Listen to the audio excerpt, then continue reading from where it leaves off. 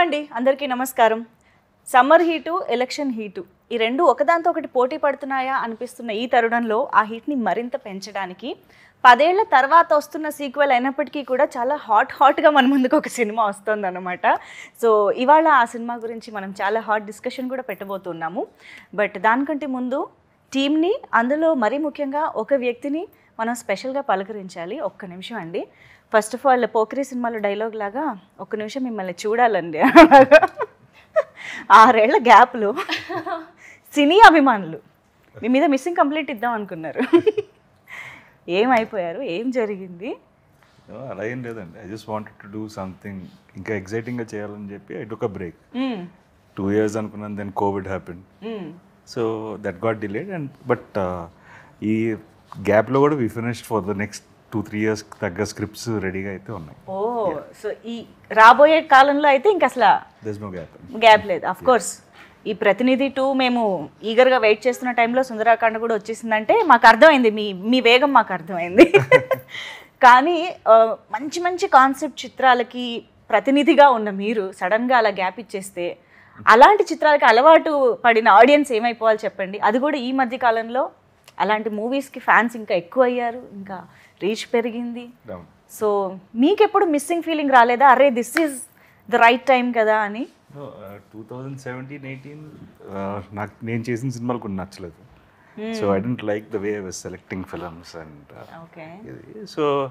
So I just wanted to take a break. ఎక్కువ సినిమాలు చేసాను అండ్ చిన్న కన్ఫ్యూజన్లోకి వెళ్ళిపోయానేమో. I don't know what to select. So అలా బ్రేక్ తీసుకున్నాను. But Covid and other things అది ఇంకొంచెం పెద్ద ఎక్స్టెండెడ్ బ్రేక్ అయిపోయింది. సో స్టార్టింగ్ నారా రోహిత్ గారి ఫ్యాన్స్ ప్రతినిధిగా నేను కొన్ని క్వశ్చన్స్ ఇంకా అడిగాల్సి వచ్చిందనమాట, క్యూరియాసిటీ ఆపుకోలేక. But now I would like to say hi to Murthy garu, the director of Prathinidhi 2, and of course Siri. Hey Siri. So హీరోయిన్గా ఈ సినిమా ద్వారా ప్రేక్షకులను పలకరిస్తూ ఉన్నారు. Congratulations on that. సో ప్రతినిధి 2 కొన్ని నెలల క్రితం మూర్తి గారు ఒక వేదిక పైన ఇలాగా ప్రతినిధి 2 నారా రోహిత్ గారు హీరోగా నేను డైరెక్షన్ చేస్తున్నాను అనగానే పెద్ద సెన్సేషన్ అయిపోయింది ఆ న్యూస్. అండ్ ఒక చిన్న షాక్, ఒక pleasantly surprise kind of thing అనమాట మా అందరికీ కూడా. సో ఫస్ట్ ఆఫ్ ఆల్ మేము ఈ కలయిక గురించి తెలుసుకోవాలనుకుంటున్నాం.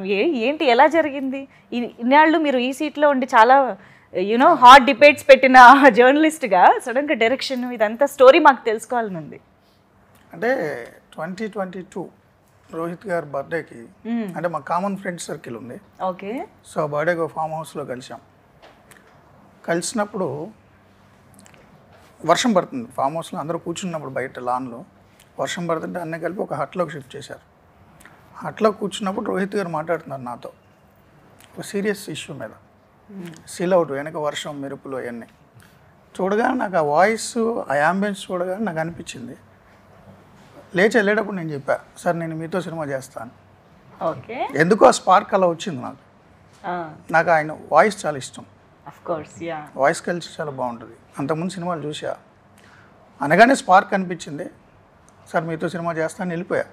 ఆయన షాకు, ఈడేంటి రోజు టీవీ వార్తలు ఏదో నాతో సినిమా అంటాడు. అసలు రియాక్షన్ మీరు వెంటనే ఏమన్నా రెస్పాండ్ అయ్యారా, ఏం చెప్పారు? అంటే జనరల్గా సరే ఫస్ట్ ఇన్స్టెన్స్ ఓకే సరే అండి అన్నాను. But I don't take it that సీరియస్గా తీసుకోలేదు. మళ్ళీ కరెక్ట్గా ఆల్మోస్ట్ ఒక 6-7 months తర్వాత ర్యాండమ్గా ఆ common friend called me and said, అదే మూర్తి గారు కలుస్తారంటన్నా, ఒకసారి కథ చెప్తా. ఏంటి ఆయన నిజంగా రాయిస్తారా కథ?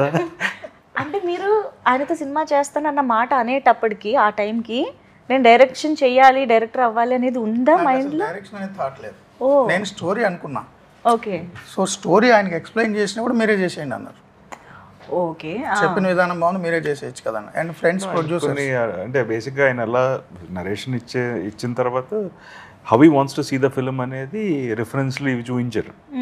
So it's like basic sense, like ఆయన కథ ఆయన చెప్పడమే కరెక్ట్ అనిపించింది. సో దట్స్ ద రీజన్ అంతే. సో అయితే ఫస్ట్ ఆయన డైరెక్టర్గా చూసింది మీరన్నమాట. కరెక్ట్, అంతే కదండి. యా. సో మీరు ఓకే ఆయనతో ఒక సినిమా చేయాలనిపించింది, ఒక స్పార్క్ ఆ మూమెంట్లో, అండ్ యూ డెవలప్డ్ స్క్రిప్ట్ చెప్పారు, ఇద్దరికి నచ్చింది. బట్ అది ప్రతినిధి 2 ఎందుకు అయ్యింది అనేది మా డౌట్. అది ఇంకోటి ఏదో ఒక ఫ్రెష్ టైటిల్తో ఒక కొత్త సినిమా కూడా అయ్యి ఉండొచ్చు కదా. సో ప్రతినిధికి ఎంతమంది ఫ్యాన్స్ ఉన్నారో మీ అందరికీ తెలుసు, అండ్ ఎంత సెన్సేషన్ క్రియేట్ చేసిందో తెలుసు, దానికంటే ఒక ఎసెన్స్ ఉంది, అది అందరికీ తెలుసు. సో ఈ సినిమాకి ఏంటి పోలిక, అసలు ప్రతినిధి 2 ఎందుకైంది ఇది? అది హీరో గారు ఆయనే చెప్పాలా?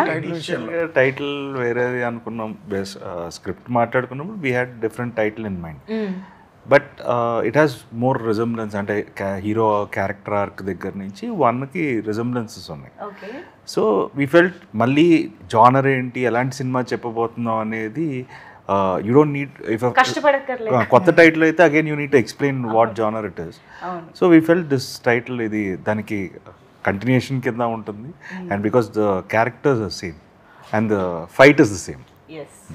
అది కదా, one man will stand against all odds. So I think that's the essence of ప్రతినిధి కూడా. కాబట్టి ఇప్పుడు ఇందులో కూడా కొన్ని ప్రశ్నలు ఎదురవబోతున్నాయని అర్థమవుతుంది. అంటే అప్పుడు ప్రతినిధి వచ్చినప్పుడు అవి చాలా చిన్న ప్రశ్నలు లేదా చిల్లర ప్రశ్నలు అని అనిపించినా అవి ఎంత పెద్ద విషయాలు అనేది మీరు ఒక లైమ్ లైట్లోకి తీసుకొచ్చి డిస్కస్ చేసి చెప్పడం జరిగింది. అది మమ్మల్ని చాలా అమ్యూజ్ చేసింది ఆ టైంలో. సో ఈ టైంలో అది కూడా April 25న ఎలక్షన్స్కి దగ్గరగా రిలీజ్ అవుతున్నటువంటి సినిమాగా ఈ ప్రశ్నలు వినడం అనేది ఇంకా చాలా ఇంట్రెస్టింగ్గా ఉండబోతుందని అనిపిస్తుంది. What is this timing, plan చేశారా? No, actually, Jan ending election. See, this film, these kind of films, you need a season. Prati cinema ko season anedi untundi. So this film, probably this is the right season. Okay. See the elections, the momentum, the thought process. Janaldi, I feel this is the right space for the film to come. And coincidentally, we initially thought of releasing Jan 25th, but kunni shooting delays, we had to take more time. So దానివల్ల it came exactly on the same day, April 25th, 2014 ప్రతినిధి release అయింది. 10 years later this is releasing. Same date. Oh, it's the same date. Date observe చేయలేదు. Okay. Same date. Wow. Okay. So it's coincidental. అలా కుదిరింది అంటున్నారా? Okay. So మూర్తి గారు ఒక wonderful జర్నలిస్ట్గా already మీరు చేసే అవే హాట్ డిబేట్స్కి, మీరు ఇచ్చే స్టేట్మెంట్స్కి అన్నిటికీ ఎంతమంది ఫ్యాన్స్ ఉన్నారో అంతే at the same time controversies కూడా వస్తూనే ఉంటాయి. ఆల్మోస్ట్ థ్రెట్ కాల్స్ దాకా కూడా వెళ్ళిపోయిన సందర్భాలు ఉన్నాయి. సో అవన్నీ సరిపోలేదా అండి? మళ్ళీ ఒక సినిమాలో కూడా ఇలాంటి కాంట్రవర్సీస్ డిస్కస్ చేయాలని అలవాటు అయిపోయింది.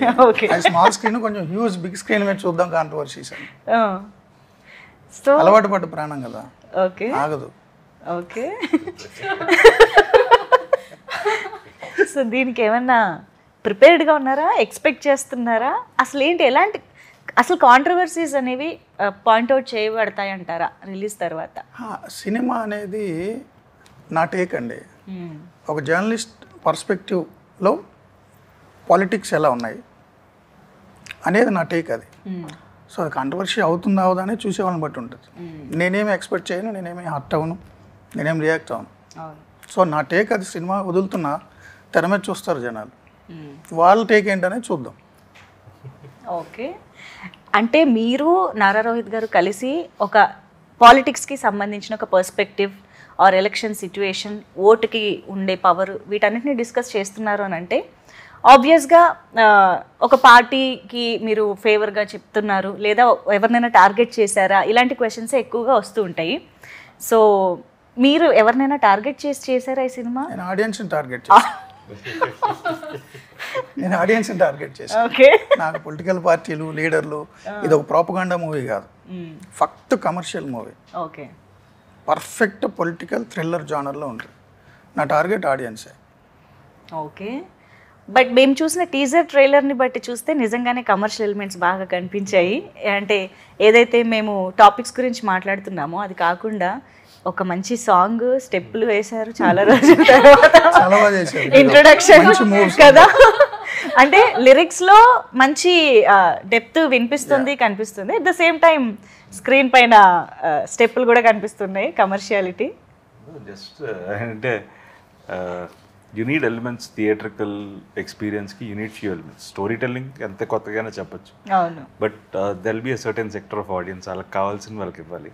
అండ్ దేర్ వాజ్ స్పేస్ లేకుండా ఏదో జస్ట్ ఇరికించినట్టు కాకుండా హీరో క్యారెక్టర్ ఆర్క్ అని చెప్తూ ఒక సాంగ్ చేద్దాం అని ఒక ఐడియా అంతే. Okay, but we are very happy to see you you know that బ్రైట్గా డాన్స్ చేస్తూ కొంచెం ఆ ఎక్స్ప్రెషన్స్ అది భలే అనిపించింది. అందులోనూ మేము చాలా కాలం తర్వాత కూడా చూస్తున్నామేమో, ఇంకా బాగా అనిపించింది.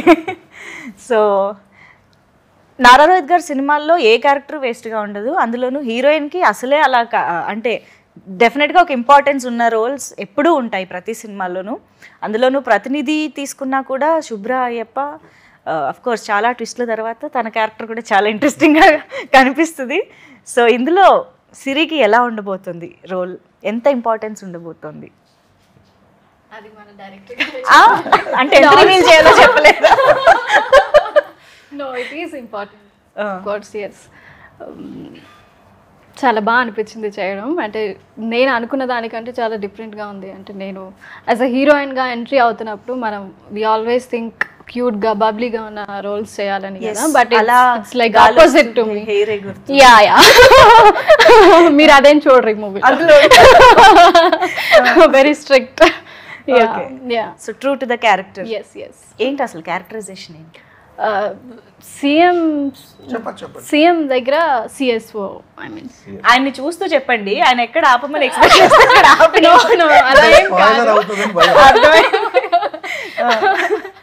చెప్పండి. సీఎం గారి దగ్గర సిఎస్ఓ, OSD.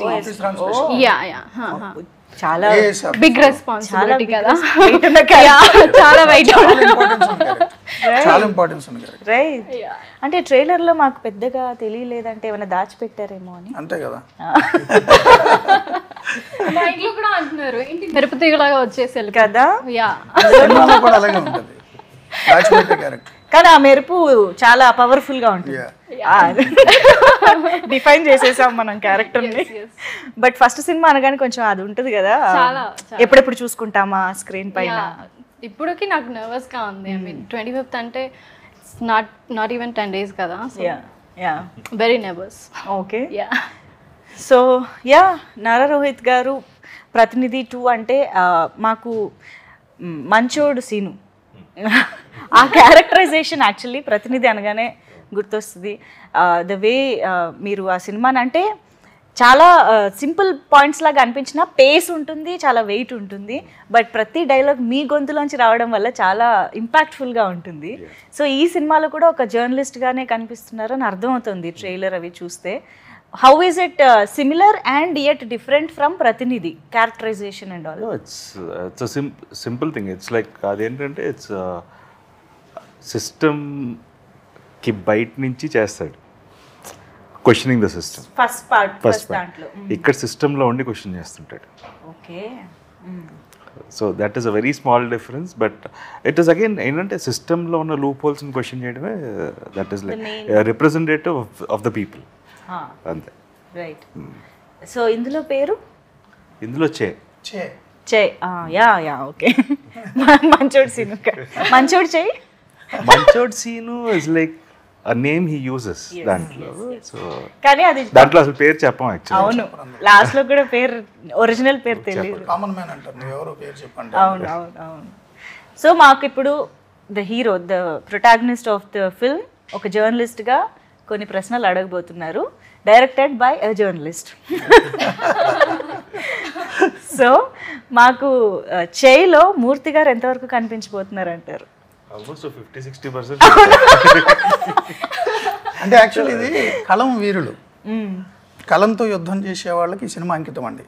మూర్తి ఒకడే కాదు, ఓకే, ప్రతి జర్నలిస్టు, ఆనెస్ట్ జర్నలిస్టు లేకపోతే కరప్ట్ జర్నలిస్టులు ఇవన్నీ కరెక్ట్ కాదు.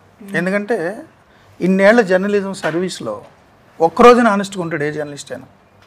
ఆ ఒక్కరోజు జర్నలిస్ట్ కూడా నా సినిమా అంకితం.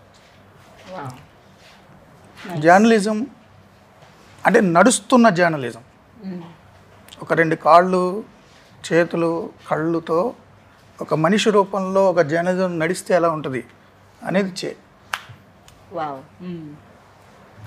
సో టీవీ5 మీరు ప్రతినిధి 1లో ప్రశ్నలు అడుగుతాడు. అవును, హీరో. ఈ సినిమాలో హీరోయే పెద్ద ప్రశ్న, చాలా పెద్ద ప్రశ్న. ఓకే, అంటే అంత మిస్టీరియస్గా అంటే మీరు ప్రొటగానిస్టా యాంటగానిస్టా కూడా ఎండ్లో చూడాలి. ఓ ఓకే.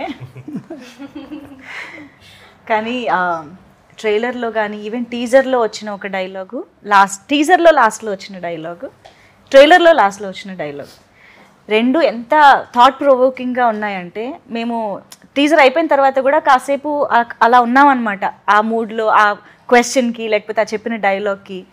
అలా ఎంత థాట్ ప్రొవోకింగ్గా లేదా ఎంత ఇంపాక్ట్ఫుల్గా ఈ సినిమా ఉండబోతోంది, అది కూడా ఈ ఎలక్షన్స్ మీద ఎంత ఇంపాక్ట్ చూపించబోతోందని మీరు అనుకుంటున్నారు? Mainly the voting percentage is very important, good or bad. Right. See, ఎవరికి వేస్తున్నారు అనేది అది that is their choice, it is a personal opinion. దాన్ని ఎవరు క్వశ్చన్ చేయడానికి లేదు. ఇది బట్ వెళ్ళి ఓట్ వేయడం అనేది చాలా ఇంపార్టెంట్ అనేది, దట్స్ వాట్ ఐ ఫీల్. ఎందుకంటే మనం వేయకపోవడం వల్ల కూడా ఇంకొకరు గెలుస్తారు. That might be also a problem. So silence of అది సడన్గా మేధావి మౌనం, అది సడన్గా గుర్తు. So that is why we had that scene.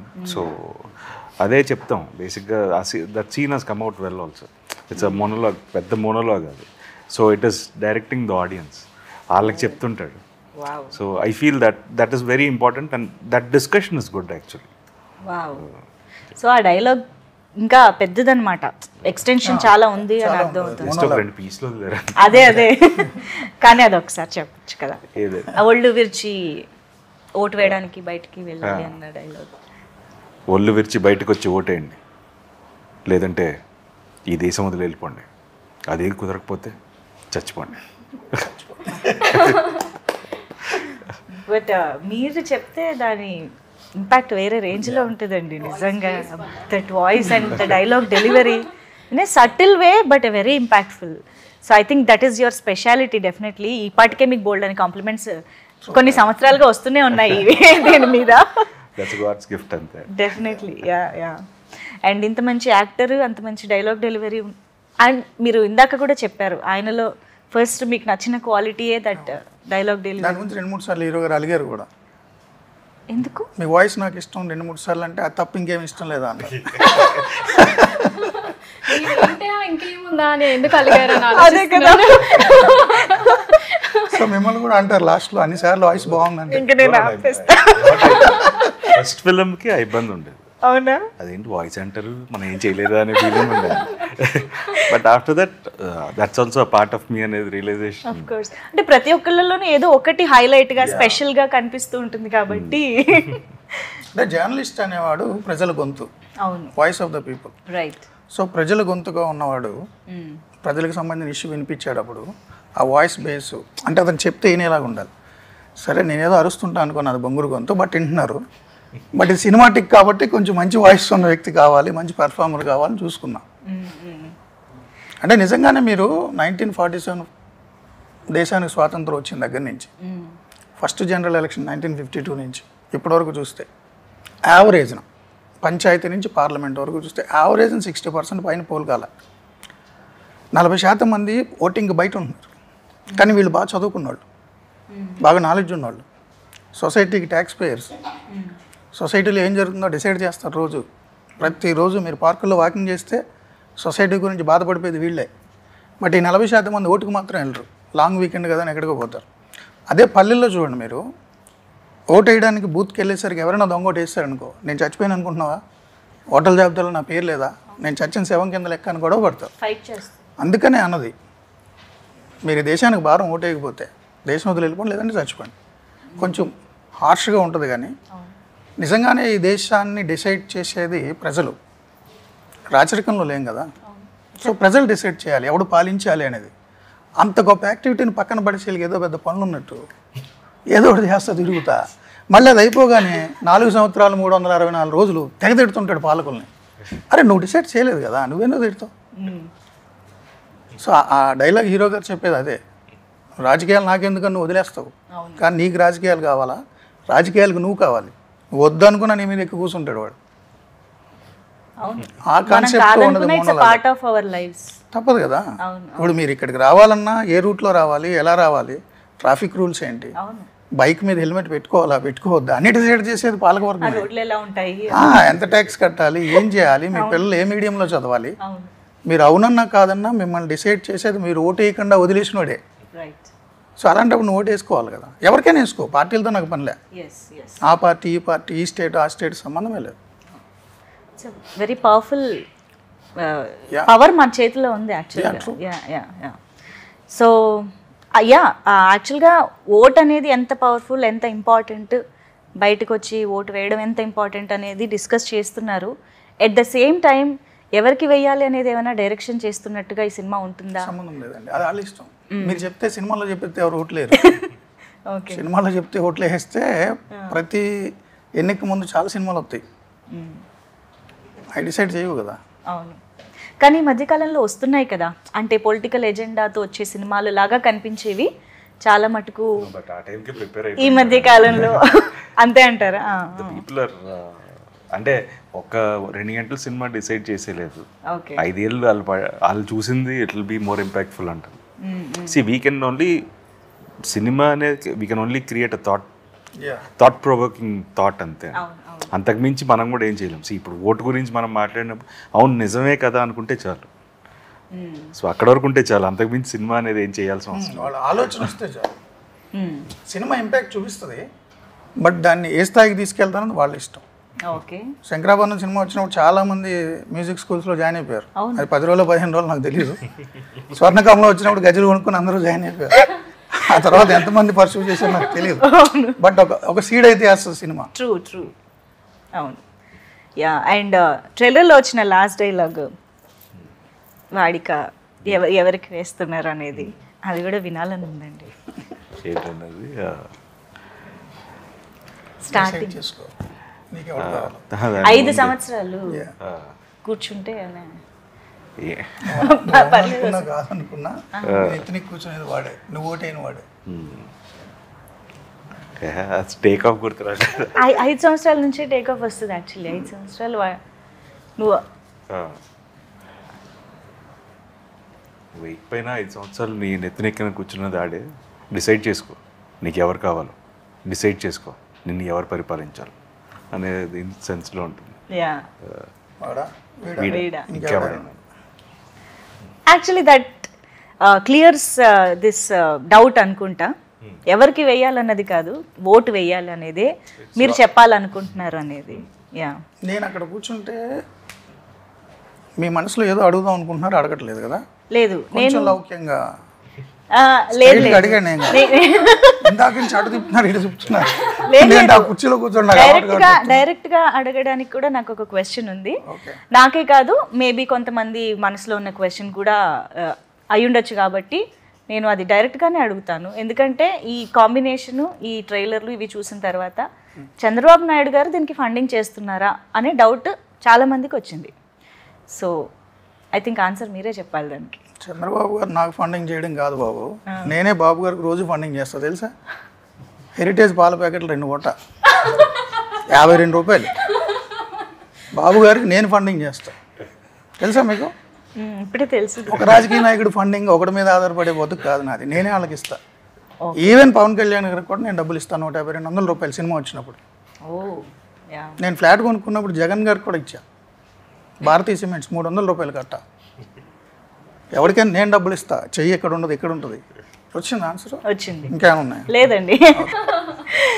And ఇంకొక ఇంట్రెస్టింగ్ డౌట్ కూడా ఉంది. ఏంటి అంటే ఎస్పెషల్గా ట్రైలర్ చూసిన తర్వాత అండ్ ఇందాక నేను అడిగిన ఆ డైలాగ్ చెప్తున్నప్పుడు చూసినప్పుడు కూడా ఇక్కడ ఒక బ్యాండేడ్ ఉండడం జరిగింది హీరోకి, పోస్టర్లో కూడా కనిపిస్తుంది. సో అంటే రీసెంట్గానే సీఎం గారికి కూడా ఒక అటాక్ జరగడం మనం చూసాము రాయితోటి. సో అంటే మీరు ఆ షార్ట్ ఈ ఇన్సిడెంట్ జరిగిన తర్వాత ఏమైనా తీసారా, లేకపోతే ముందే చేయడం జరిగిందా? ఏమన్నా రియల్ ఇన్సిడెంట్కి హీరోకి రైట్ ఐ పైన ఉంటుంది, ఓ అక్కడ సీఎం గారికి లెఫ్ట్ ఐ పైన ఉంటుంది, అది తేడా. ఓకే, ఒకే కన్ను అయితే కాదు టార్గెట్.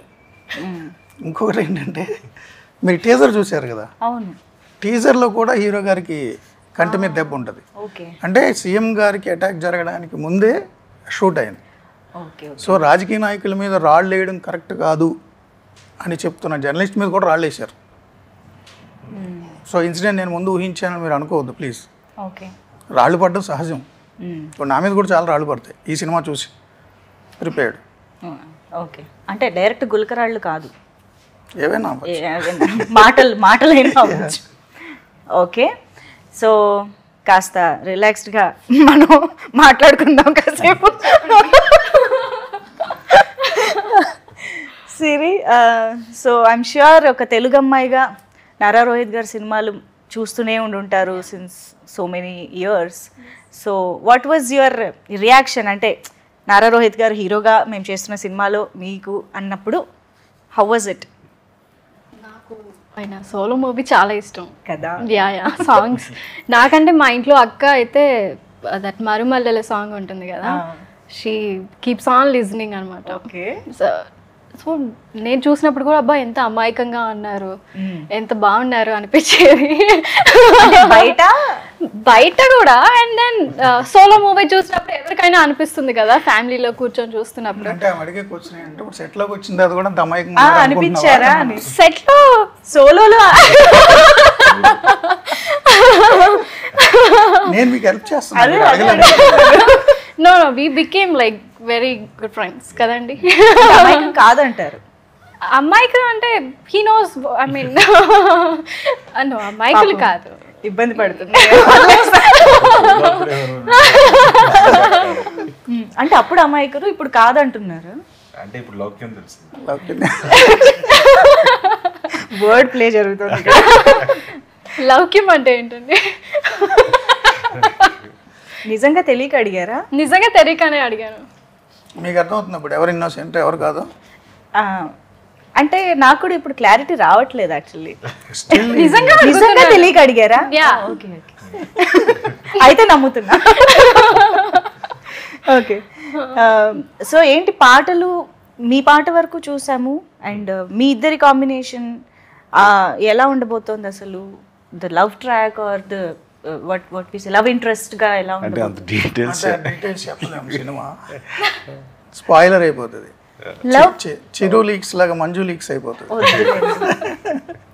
మంజు లీక్స్ చేసే అవకాశం ఎక్కడుంది? ఇంకా నా దాకా రాలేదు కదా. చేస్తే మూర్తి లీక్స్ అవ్వాలి. ఓకే, సో అందుకేనైనా మాకు ముందుకు ఇంకా వేరే ఏ పాటలు రాలేదు? అంటే పాటలు ఉన్నాయా? ఉన్నాయి పాటలు ఉన్నాయి. ఓకే ఓకే, వస్తాయి. Very nice. మాతేశ్వర Sagar garu, Sagar the background music అయితే అసలు అదిరిపోయిందండి నిజంగా. చాలా white score.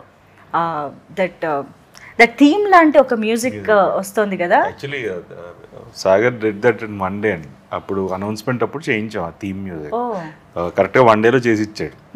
That became the main theme of Prathinidhi 2. అసలు is done a wonderful job. Obviously చాలా మంచి స్కోర్ ఇచ్చారు. యా ఓకే, మూవీలో కూడా మంచి ఆర్ఆర్ ఇచ్చారు. సో మాకైతే మీరు జర్నలిస్ట్గా అజయ్ ఘోష్ గారిని ఇంట్రాగేట్ చేయడం లాంటివి చూస్తున్నాము. అండ్ జిసు సేన్ గుప్తా గారు చాలా ఇంపార్టెంట్ రోల్లో కనిపించబోతున్నారు అర్థమవుతుంది. అండ్ వీ హ్యావ్ ఇంద్రుజ గారు అండ్ ఆల్. సో వీళ్ళందరి రోల్స్కి ఉన్న స్పెషాలిటీ ఆర్ యూనో ఇంపార్టెన్స్ ఏంటి? And at the same time మేము రియల్ క్యారెక్టర్స్ని ఏమైనా ఐడెంటిఫై చేసుకుంటామా వీళ్ళల్లో అనేది కూడా ఒక డౌట్, ఒక చర్చ కూడా జరుగుతుంది. అంటే సచిన్ కేడ్కర్ చీఫ్ మినిస్టర్ అండి, చాలా మంచి ఆర్టిస్ట్, మంచి performer. Jisshu Sengupta investigation CBI officer. Indraja garu ఒక politician, opposition leader. So present day పాలిటిక్స్ని టచ్ చేస్తాము, బట్ ఏ పార్టీని ఏ రాజకీయ నాయకుడిని టచ్ చేయం. జనరల్గా ఉంది. అంటే పొలిటికల్ థ్రిల్లర్ ఇది, ఫిక్షన్ మూవీ. ఎవరైనా మీరు కూడా రిలేట్ చేసుకోవచ్చు ఏదైనా క్యారెక్టర్ని. అది మీ ఇష్టం. అంటే ఇప్పుడు మేము ఒక క్యారెక్టర్ని చూసి ఇది వీళ్ళలాగా అనిపిస్తున్నారు అని అనుకుంటే అలా అనిపించదు, వీళ్ళలాగా ఉన్నారని అనిపించదు, బట్ వాళ్ళకి అనిపిస్తుందేమో ఇది నేనేమో అని. ఇప్పుడు మీరు అనుకోవచ్చు ఉదయభాన్ క్యారెక్టర్ నేనేమో అని, చెప్పలేము. బట్ మిమ్మల్ని చూసి నేను ఉదయభాన్ గారి క్యారెక్టర్ రాయలే. ఓకే అండి, అది అర్థమైందండి. రాసుంటే నన్నే పెట్టుకునేవారు కదండి, నేను మిమ్మల్ని పెట్టుకోలేదు అని చెప్పాలా అండి? కానీ మీరు నెక్స్ట్ టైం రాస్తారండి, చూడండి. అవును, నెక్స్ట్ టైం అంటే గుర్తొచ్చింది, ఇప్పుడు జర్నలిస్ట్ మూర్తి గారు కంప్లీట్గా డైరెక్టర్ మూర్తి గారుగా మారిపోయారు. జర్నలిస్ట్ మూర్తి. అసలు ఈ సినిమాలో నా హీరో కూడా జర్నలిస్టే అంటున్నాను కదా. జర్నలిజం అంటే నాకు అంత ప్రేమ, అంత మమకారం. ఇప్పుడు మీకు మూవీలో అప్పుడు ఏదైనా ఒక దేశ సరిహద్దుల్లో యుద్ధం జరుగుతున్నప్పుడు శత్రు సైనికులతో మన సైనికుడు తుపాకీ గోళ్ళకు బాలే కింద పడిపోయాడు అనుకోండి, ఉండేడు. అతనికి కనుక నేషనల్ ఫ్లాగ్ కనిపిస్తే, ట్రై కలర్ కనిపిస్తే ఎట్లా ఎనర్జెటిక్గా లేస్తాడో, నా సినిమాలో జర్నలిస్ట్ అలా లోగో కనిపిస్తే, అంటే చావు నోట్లో తలపెట్టేసి చనిపోయి యుద్ధరంగంలో రక్తగాయాలతో పడిపోయిన జర్నలిస్ట్కి లోగో కనిపిస్తే అట్లా లేస్తాడు. సో జర్నలిజం అనేది సమాజాన్ని డిక్టేట్ చేస్తుందని అనుకుంటారు, బట్ సమాజాన్ని డిక్టేట్ చేసే వ్యవస్థల్ని క్వశ్చన్ చేస్తుంది జర్నలిజం. సో నాలో జర్నలిస్ట్ ఎప్పటికీ ఉంటాడు. ప్యాషన్ కాబట్టి సినిమా కంటిన్యూ చేస్తా, బట్ జర్నలిస్ట్గా కూడా ఉంటా. ఒకవేళ సినిమా కంటిన్యూ చేస్తే అందులో కూడా మాకు జర్నలిస్ట్లే కనిపిస్తారా? నో, ఇంకెవరైనా మా సోలో లాంటి హీరో కానీ అలా ఎవరైనా కనిపిస్తారా? ఇప్పుడు ఈ సినిమాలో కూడా మీ సోలో లాంటి హీరో పార్ట్ ఉంటుంది. ఉంటుందా? ఓ, ఓన్లీ జర్నలిస్ట్ నేనే పూనకం అయిపోలేదు ఆ క్యారెక్టర్లో. ఈ సినిమాలు కంటిన్యూ చేస్తే ఆయన నాలో పడతాడో నాకు భయం ఉంది. Okay okay. సో కొంత ఇక్కడ కూడా వెళ్ళడం జరిగి ఉంటుంది, ఇన్ఫ్లుయెన్స్ అయ్యి ఉంటుంది డెఫినెట్లీ. సో డెఫినెట్గా మూర్తి గారు అంటే ఒక ఆనెస్ట్ జర్నలిజం అనేది చాలా మంది మీద ఒక ఇన్ఫ్లుయెన్స్ కూడా క్రియేట్ అయ్యింది అండ్ ఆ నమ్మకం క్రియేట్ అయింది. At the same time brave జర్నలిస్ట్గా కూడా మీరు అందరికీ తెలుసు. ఐ రిమెంబర్ ముంబై అటాక్స్ టైంలో you are the only one Telugu journalist there. అంత బ్రేవ్గా వెళ్ళి మాకు రిపోర్ట్ చేయడం ఇదంతా చేశారు. సో ఐ హోప్ డెఫినెట్లీ అలాంటి క్వాలిటీస్ అన్నీ మా ఈ చైలో కూడా ఉంటాయి అండ్ మేము థరోగా తను వేసే క్వశ్చన్స్ కానీ తను డిస్కస్ చేసే పాయింట్స్ కానీ మేము డెఫినెట్గా రిలేట్ అవుతాము అండ్ ఆలోచిస్తాం కూడా అని అనిపిస్తుంది. చేంజ్ చూసి చాలా మంది జర్నలిస్టులకు వస్తారని నా కోరిక. వావ్, చే క్యారెక్టర్ అలాంటిది. వావ్, అంటే ఇవాళ చేస్తే రేపటికి రెండు. ఇప్పుడు పుట్టుకి కారణం ఉండదండి. చాలామంది కారణ జన్మలు అంటారు, నేను నమ్మను అవన్నీ. పుట్టుకలో మన రోల్ ఏం లేదు, అమ్మా నాన్న ప్రేమ అంతే. పుట్టుకు కారణం లేదు, బట్ చావుకు మాత్రం కారణం ఉండాలి. అది సొసైటీ కోసం చచ్చిపోతే చాలా గ్రేట్. సో చేలో ఆ లక్షణాలన్నీ ఉంటాయి. సో ఒక్కడైనా జర్నలిజంలోకి వస్తే చేంజ్ చూసి హ్యాపీ. అచీవ్మెంట్. జర్నలిజంలోకి వచ్చిందా తెగదిట్టుకుంటే నేనేం చేయలేను. ఇదేం కర్మరా, ఆ సినిమా చూసి వచ్చేసానండి, అయ్యో అది అతని ఇష్టం. కానీ లేదు, మీరు ఒక ట్రూ జర్నలిస్ట్ క్వాలిటీస్ ఇందాక డిస్క్రైబ్ చేశారు చూసారా. సో అలాంటి వాళ్ళకి డెఫినెట్గా అలా ఫీలింగ్ రాదు. And Nara Rohit garu, what is your take away from this character or film? ఇంత డీప్ డిస్కషన్ ఉంది అండ్ వండర్ఫుల్ క్యారెక్టరైజేషన్ ఉంది. So what is your take away? No, అదే ఇందాక the vote thing is one of the main element అండి ఈ సినిమాలో చెప్పాలనుకుంటున్నాయి. So I felt at least 40 కాకుండా 42 మొన్న జరిగిన దానికంటే 0.01% పెరిగినా వీవ్ అచీవ్డ్ సంథింగ్ అనే feeling. Okay, at least 1% who realises like లేదు మనం ఓటేయాలి అని రియలైజ్ అయితే చాలు. పర్సనల్లీ ఎనీథింగ్ యాక్టర్ నారా రోహిత్గా? నో, యాక్టర్గా ఐ డెంట్ ఫర్గెట్ యాక్టింగ్ అనే ఫీలింగ్ వచ్చింది. అవును, ఎగ్జాక్ట్గా ఎంత కాలం తర్వాత కెమెరా ముందుకు వెళ్ళారు? 5 years. Oh. But it was like was it normal first day after 5 years? Yeah. And I never left cinema. See, office lo gaani like the 5 years also every day there was a discussion about script adi ela cheyali. Getting into a character anedi oka process kada. No, it is like someone who's already that character, you just see him and play it. That is very easy actually. Okay. See, you talk to this person. We almost used to meet, shoot start అయ్యే రోజు 1 month 1.5 months every day కలిసేవాళ్ళం. So అదే మూర్తి గారితో అనేవాడిని, ఏమంటే మిమ్మల్ని బయటకి you have a different person, so ఆ క్యారెక్టర్లో కూడా అది బ్యాలెన్స్ చేద్దాం అని చెప్పి we change few scenes according to his outside person. So that ఏంటంటే it was not like what you appear on screen కదా, you have a different side to yourself. So even that we try to bring it. Okay, అయితే మాకైతే మీ ఇద్దరి combination పట్ల ఒక expectation ఉంది and ఒక excitement ఉంది. So we are eagerly waiting to watch the film on April 25th. So very near to elections. And మీరు ఏదైతే ఒక మంచి యునో ఇంపాక్ట్ క్రియేట్ చేయాలనుకుంటున్నారో ఓట్కి సంబంధించి, అది మాత్రం ఖచ్చితంగా రీచ్ అవ్వాలని మనస్ఫూర్తిగా కోరుకుంటున్నాను. And all the very best Siri to you two. Actually మీరు చెప్పండి జర్నలిజం గురించి కానీ ఆర్ ది ఎలక్షన్స్ టైం కానీ వాటి గురించి మీరేం చెప్తారు? What do you want to say about it? ఎందుకంటే మీరు ఎలాగో క్యారెక్టర్ గురించి ఎక్కువ మాట్లాడలేదు కదా, so I want your general opinion on this. General opinion అంటే we should vote actually. I mean డెఫినెట్గా ఓట్ చేయాలని మూవీలో చెప్పినట్టుగా వేస్తే ఐ మీన్ మనం వీ కెన్ చూస్ కదా. యా సో సినిమాలో కూడా అంతే మాట్లాడదు. అవునా? ఐ మీన్ యూస్ చేసుకోవడం ఇట్స్ గుడ్ అని నా ఒపీనియన్. లేదంటే సినిమాలో డైలాగులు అంతే ఇచ్చారు. సినిమాలో హీరోయిన్ క్యారెక్టర్ పేరు సిరి, సిరి చందన. మీరు హే సిరి అన్నారు కదా. అవును.